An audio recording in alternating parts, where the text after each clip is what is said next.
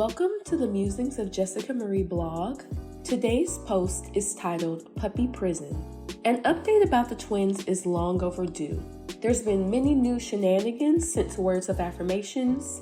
If you haven't read it, check it out. I personally don't like dragging things out, so let's just jump right on in. Sasha broke out of her cage. Let that sink in.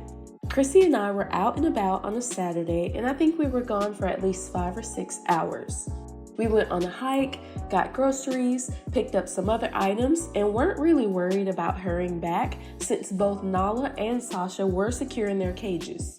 Or so we thought. Sasha developed a terrible obsession with tearing up carpet and the plastic trays that go inside of cages whenever she was tied up.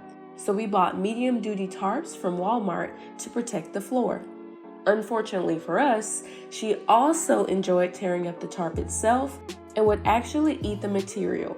Spoiler alert, she really had us working hard over Memorial Day weekend to clean up her mess and doctor her back to health since she ate so much.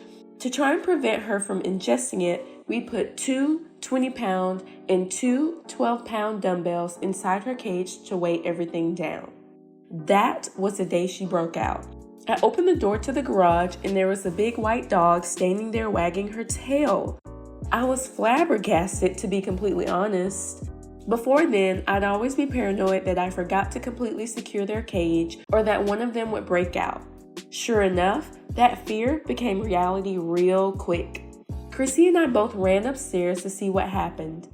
Thankfully, the carpet was still intact, but the cage was done for. She knocked the welding loose at the front, so there was no real way to close it securely anymore. Nala was perfectly fine in her cage, but I'm sure she was shaken up since her sister literally busted out of there.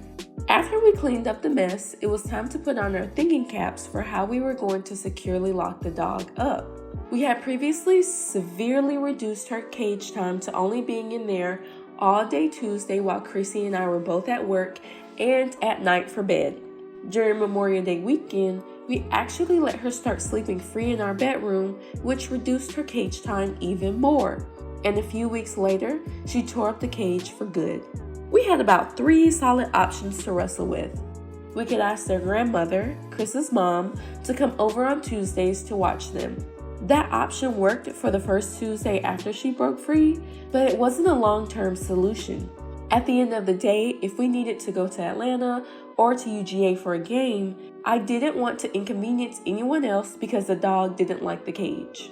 Number 2, we could repurchase the same exact wire cage, just a little bit bigger. It was by far the cheapest option for a new cage, but we were both worried she would just tear up the plastic tray, tear up carpet, or even break free again. We already were struggling with finding a solution before she broke free, so that would have only been a band-aid fix that would have required further action sooner or later. Number 3, and finally, the last option was to splurge on a really expensive, high-duty dog cage. Chrissy found one on Amazon for about $250, and it was forged steel, had real deal locks, and had a plastic grating that sits above the plastic tray. It also had wheels to make moving it around easier. We decided to gamble and go with option 3. While it was the most expensive option, ultimately we thought it would be the best long-term solution. We want to eventually get another puppy, so that will be puppy prison whenever we are unable to supervise the little one.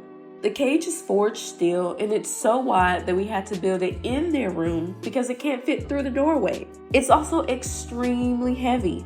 I think it's listed at 87 pounds, which is really heavy for a dog cage. I don't regret spending the money for us to have peace of mind while we are away for an extended period of time.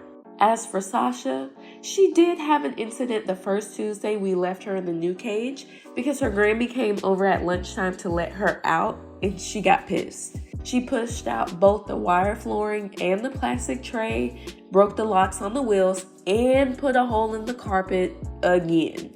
Thankfully, we have a carpet plug who only charged us $90 to fix it. We took off the wheels so it's not movable and then zip tied the wire flooring so she's not able to move it, and that secured the cage to the utmost degree. She's definitely not breaking out of it now.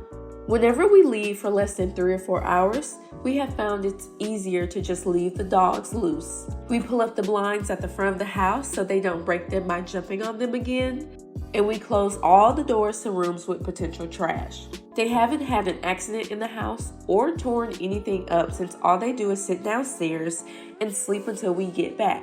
While Sasha is hoping and praying for the day she will never have to get back in the cage, it's just easier to have a fortified one just in case. You never know how crazy your puppy might grow up to be. Signed, Jessica Marie.